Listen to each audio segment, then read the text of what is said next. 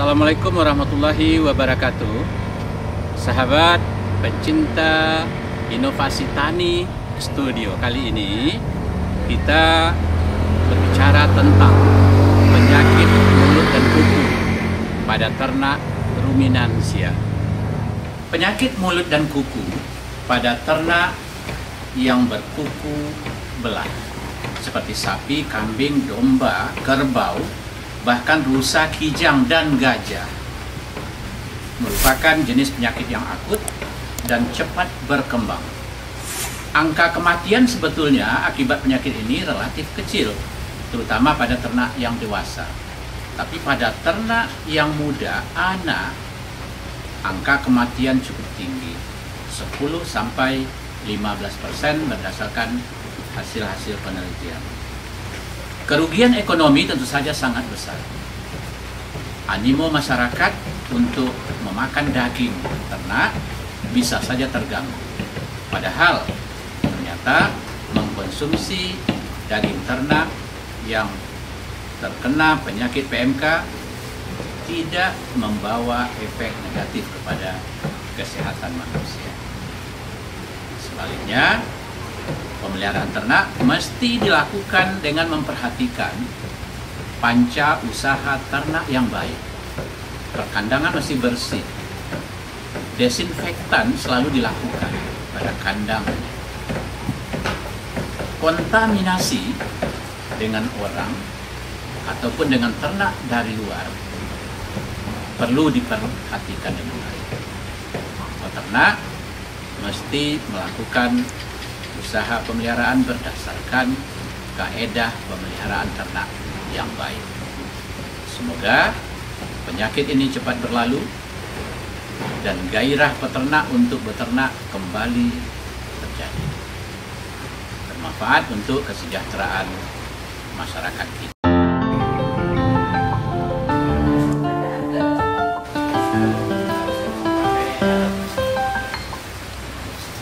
Sahabat, kita membicarakan persoalan penyakit mulut dan kuku pada ternak ruminansia yang pada bulan lalu merebak di Indonesia. Dimulai dengan diketemukan sapi yang sakit di Jawa Timur, dan sekarang sudah hampir 20 provinsi di Indonesia terkena wabah penyakit mulut dan kuku. Sebetulnya penyakit ini bukan baru di Indonesia. Awalnya teridentifikasi tahun 1887.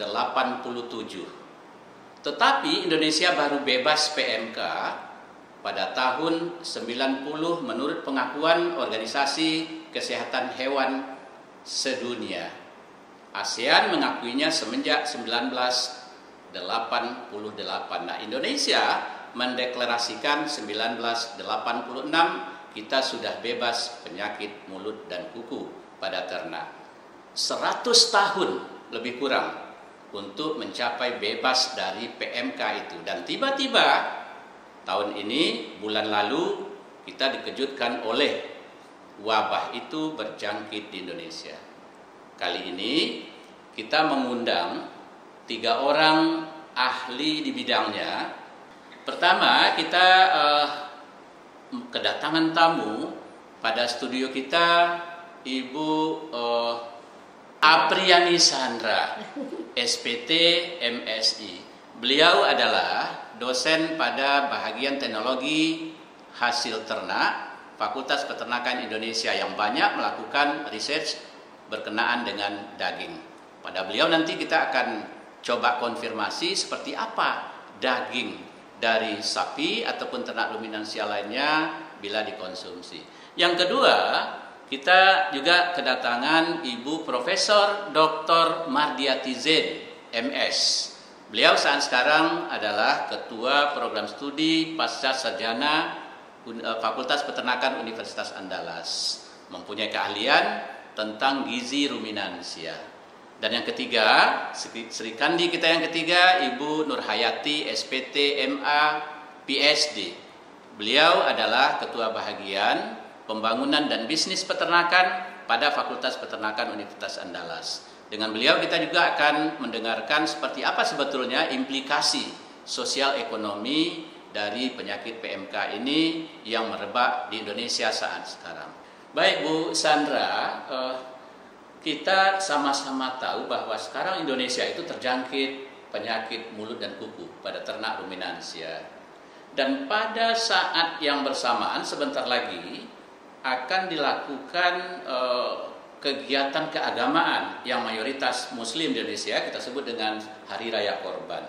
Penyembelihan hewan ternak termasuk hewan ruminansia yang utama tentu saja dilakukan. Nah, pertanyaannya Bu, jika seandainya sapi yang disembelih itu membawa virus yang menyebabkan PMK misalnya, apakah masyarakat kita aman mengkonsumsi daging sapi yang seperti itu? Oke, baik Pak. Jadi masyarakat tidak perlu khawatir untuk mengkonsumsi daging kurban yang katakanlah kita terjangkit virus PMK. Karena virus PMK ini sendiri tidak bersifat zoonosis. Artinya penyakit ini tidak bisa ditularkan dari ternak atau dari binatang kepada manusia. Oke, baik. Jadi penyakit zoonosis itu penyakit yang tidak bisa menularkan dari ternak ke manusia, dan manusia ke ternak juga seperti itu barangkali. Tidak bisa sebaliknya. Oke, baik. Terus? Ya, jadi artinya daging hasil kurban, nah itu boleh dikonsumsi. Hanya saja yang perlu dihindari ada beberapa bagian dari tubuh ternak yang tidak boleh kita konsumsi, seperti bagian kaki. Nah, di bagian kaki ini sering diolah menjadi tunjang, kikil, atau sup kaki misalnya. Nah, dan juga bagian organ dalamnya, jeroan, hati, jantung, usus, ya kan, babat, dan lain sebagainya. Begitu juga bagian mulut. Nah, bagian bibir dan lidah, nah itu sering diolah menjadi sate lidah dan lain sebagainya. Nah, itu sebaiknya dihindari untuk kehati-hatian. Karena memang bagian inilah yang diserang oleh virus ketika ternak ini terjangkit penyakit PMK ini. Oke, baik. Tadi Bu Sandra jelaskan, walaupun itu terjangkit oleh virus yang menyebabkan PMK, ke manusia tidak ada persoalan. Lantas kalau kaki ini sebetulnya kalau kaki ini nanti dikonsumsi, dibuat kikil seperti yang dikatakan tadi itu, efeknya apa ke manusia kira-kira sehingga itu perlu dilarang? Ya, untuk saat ini belum ada penelitiannya apakah efeknya terhadap tubuh manusia. Nah, cuman kita perlu garis bawahi karena dia tidak zoonosis. Sebenarnya kalau ingin mengkonsumsi, nah itu sebaiknya yang perlu diperhatikan adalah penanganannya. Nah, jadi kalau akan dimasak itu pastikan suhu pemasakan itu minimal 70 derajat Celcius. Baik. Jadi dalam proses memasaknya suhu juga akan sangat berpengaruh terhadap kehidupan virusnya. Baik, terima kasih Bu Sandra sudah memberikan penjelasan kepada kita tentang mengkonsumsi daging yang diragukan kena PMK. Baik Bu Sandra, jadi ada kebiasaan kita, masyarakat kita mengkonsumsi jeroan, mengkonsumsi lidah, bahkan bibir juga, rujak cingur misalnya, dan mengkonsumsi juga tunjang, kaki, dibuat kikil misalnya. Nah, ada enggak cara memasaknya supaya kepastian kita aman dari virus itu Bu Sandra? Ya, seperti yang dikatakan tadi bahwa setidaknya itu direbus pada suhu minimal 70 derajat Celcius selama 30 menit. Nah, jadi sebelum diolah. Nah, ini bisa diolah menjadi makanan lainnya setelah itu.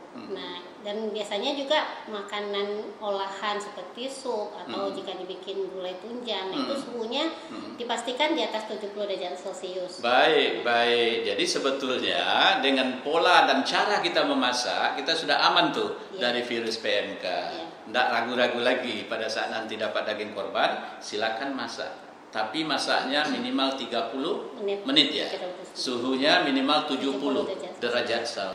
Baik, Bu Nur Hayati, Bu Dr. Nur Hayati, tadi kita dengar dari Bu Sandra mengkonsumsi daging sapi atau ternak ruminansia lainnya yang terserang PMK tidak ada persoalan sebetulnya bagi manusia sejauh pengolahannya memenuhi kriteria tertentu.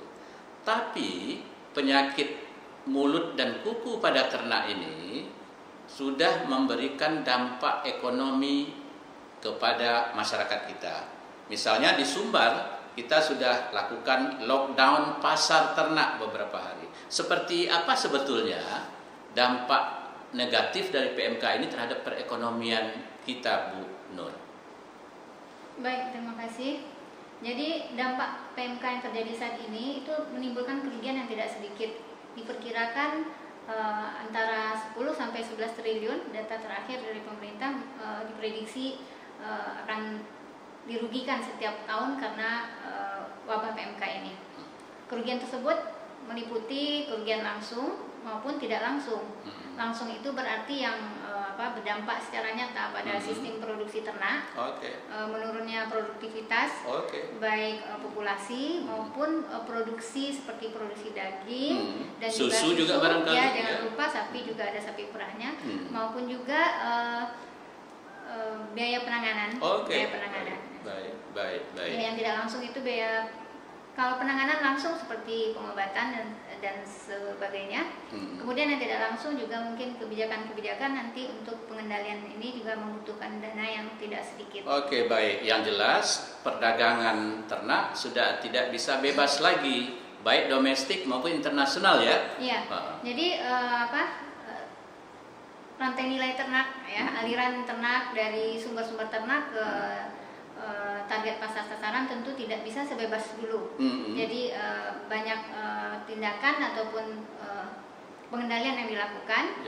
Bahkan tadi seperti Pak Prof katakan adanya penutupan pasar ternak, sehingga secara langsung tentu mempengaruhi supply demand ternak. Kalau kita kaitkan dengan Idul Adha, agak peternak dan tidak bisa langsung memasarkan ke pasar ternak. Masyarakat dari sisi sosial, masyarakat yang membutuhkan sapi juga tidak bisa langsung dengan mudah mendapatkan. Jadi mungkin akan memberikan dampak berupa kenaikan harga sapi untuk kurban. Baik. Jadi sepertinya sahabat, dengan adanya PMK ini implikasi ekonominya tidak kecil. Dan dalam jangka pendek diperkirakan harga sapi korban itu lebih meningkat dibandingkan tahun-tahun sebelumnya. Ini barangkali kalau menurut Dr. Nurhayati tadi akibat dari demand tentu lebih banyak dibandingkan supply karena perdagangan tidak bisa bebas lagi. Kita dengarkan tadi itu Prof. Mar, kerugian ekonomi ternyata sangat besar. Oleh sebab itu tentu ada cara oleh kita untuk penanganan dan yang penting itu menghindari supaya tidak terkena PMK gitu. Nah, kita melihat dari aspek nutrisi daripada ternak. Sebagaimana kita tahu Prof. Mar itu kajiannya yang banyak. Seperti apa sih harusnya nutrisi ternak itu supaya imunnya meningkat, atas juga daya tahan terhadap penyakit itu juga lebih besar, Bu Mar. Terima kasih. Kita tahu virus itu bisa masuk ke dalam tubuh ternak, itu disebabkan oleh daya tahan dan imun yang sedang lemah ya. Nah, imun dan daya tahan tubuh serta imun ini sangat dipengaruhi oleh asupan nutrisi. Baik ya. Nah, untuk mencegah virus PMK ini, maka sebaiknya ternak diberi nutrisi yang cukup. Nah, pemberian pakan yang cukup kandungan protein dan energi itu sangat dibutuhkan. Baik. Nah, pemberian pakan sebaiknya diselingi dengan penambahan bahan pakan penguat seperti konsentrat yang mungkin bahan bakunya cukup banyak tersedia, seperti dedak, ampas tahu. Nah, juga sumber protein yang tinggi mungkin seperti leguminosa, daun petai Cina, daun gamal, daun kaliandra itu akan sangat membantu. Kemudian untuk ternak yang sedang terjangkit, kebutuhan vitamin akan sedikit lebih meningkat, terutama vitamin A. Dan tidak perlu khawatir karena sumber vitamin A ini cukup banyak, terutama hijauan segar. Nah, jadi untuk ternak yang sedang terjangkit penyakit PMK ini, pemberian hijauan dalam kondisi segar itu sangat dibutuhkan. Baik. Jadi sepertinya Bu Mar, penanganan pemeliharaan sapi yang baik sangat dibutuhkan. Tidak bisa lagi sapi itu hanya merumput seadanya saja. Iya, benar. Nah, kalau perlu ada tambahan pakannya begitu ya. Iya. Nah, sekarang kalau seandainya sapinya sakit, bibirnya melepuh, misalnya lidahnya tidak ini, tentu ada teknik juga ya untuk memberikan pakannya supaya baik. Seperti apa yang harus dilakukan, Bu Umar? Sebaiknya pakan itu digiling halus, bisa dijadikan bubur, sehingga bisa disuapin ke ternak yang harus minum. Baik. Jadi dengan demikian tata kelola usaha peternakan memang sangat dibutuhkan. Iya, benar sekali. Baik, nah sahabat, kita dengarkan penjelasan dari Profesor Mardiati Zain. Ternyata ternak tidak bisa lagi hanya dikelola konvensional seperti apa adanya, tapi memang harus menggunakan ilmu peternakan secara baik.